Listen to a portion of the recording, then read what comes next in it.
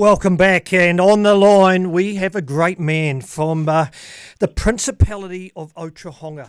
Now, how many people could say that they've scored as many hundreds as their age? I know I can't do that. Obviously, I've risen the bat now. I'm in my 50s, and I certainly haven't scored 50-odd hundreds. But the other man on the other end of the line, Leighton Parsons, he's a backbone of everything cricket in Otahonga.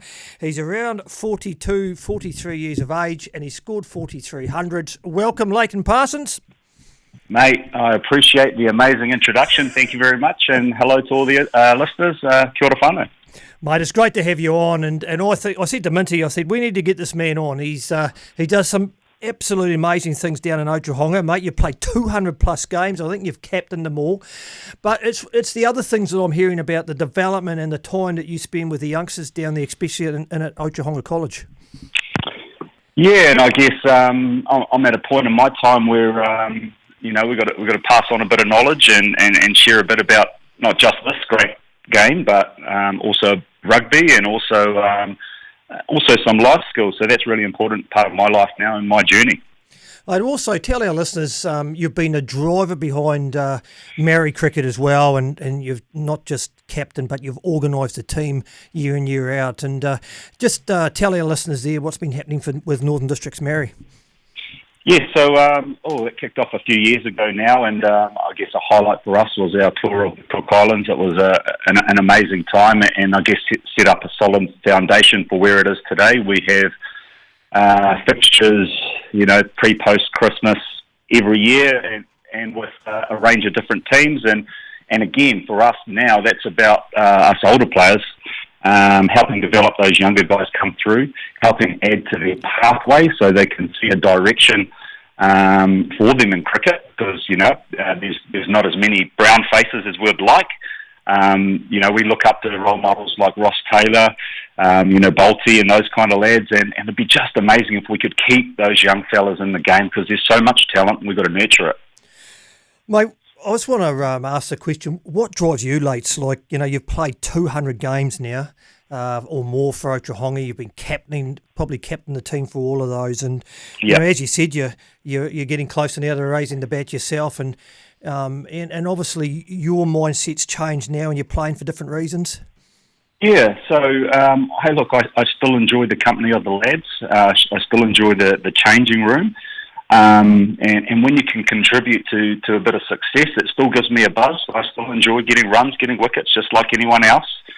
But I get just as much of a buzz watching those younger guys step up and get runs themselves, or seeing them turn a corner, or seeing something click for them. So that's just as much of an importance for me now. I guess when you're younger, you're a bit selfish, and cricket can be a very individual game where you want to contribute to the team, but in your own individual performance. But I guess with the captaincy and leadership, it's about getting the puzzle right and creating an environment where everyone can contribute. Leighton, what keeps, when Foxy's talked about what's keep driving you though, are we putting enough time into nurturing talent in New Zealand? And I mean, across all sports, we're seeing these kids come through high school, they get to 16, 17, they just disappear. Yes, and that's a very good point. A lot of the research that I've seen too is you're right. Kids are dropping off for various reasons. Think back into our day, I guess there was less things available for us. I remember it was soccer, rugby, cricket. Now there's so many things our young ones can get involved in. I guess the reasons we play, for me, we were brought up in an environment where it was very competitive. It was all about winning. We turn up every week to win. Some people might argue with me, but unfortunately, a lot of our young ones are playing for different reasons for that these days. It's more of a social aspect. It's more to have fun.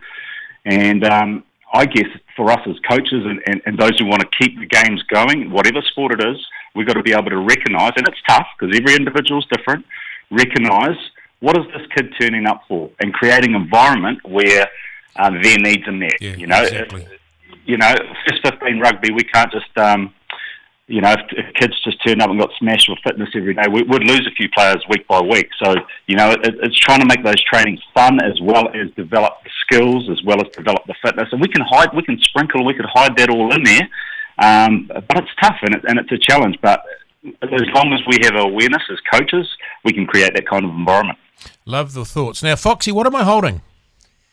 What am I holding? You're What's holding a $20 note. Yeah, that's for Leighton, because I'm going to put the challenge out to him next week to bowl you round your legs. $20 on bowling Foxy round his legs, Leighton.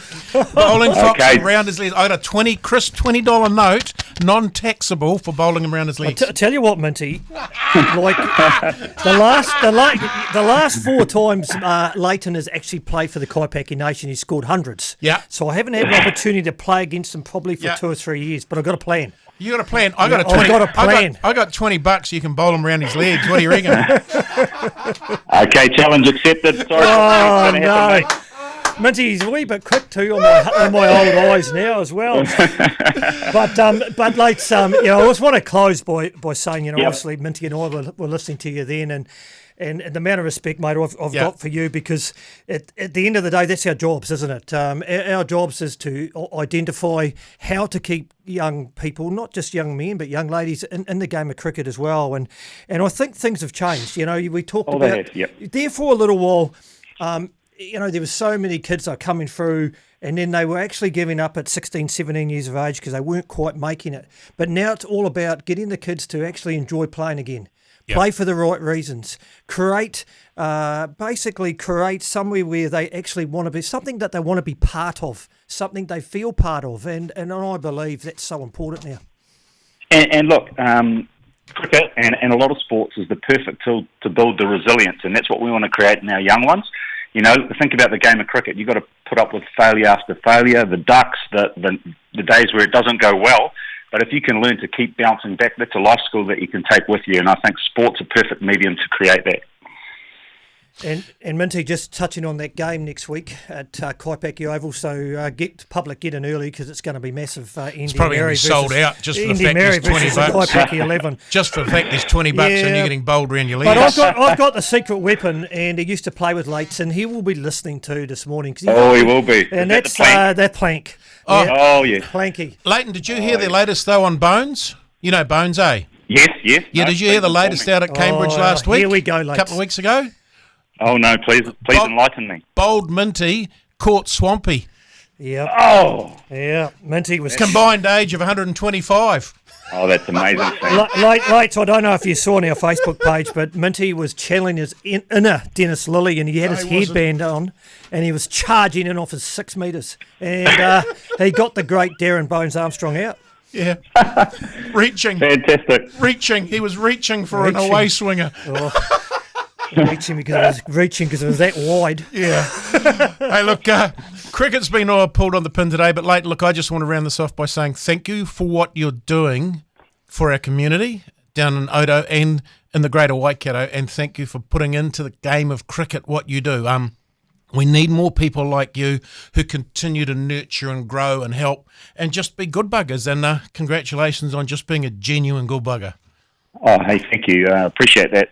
And hey, look, big shout out to our Raptor boys turning around in the rain today, and the team at Otorohanga College and my whānau as well for all their support. So thank you very much for having me. I appreciate it. And boys, enjoy your Saturday. Take care. See you later, Leighton. Cheers, eh?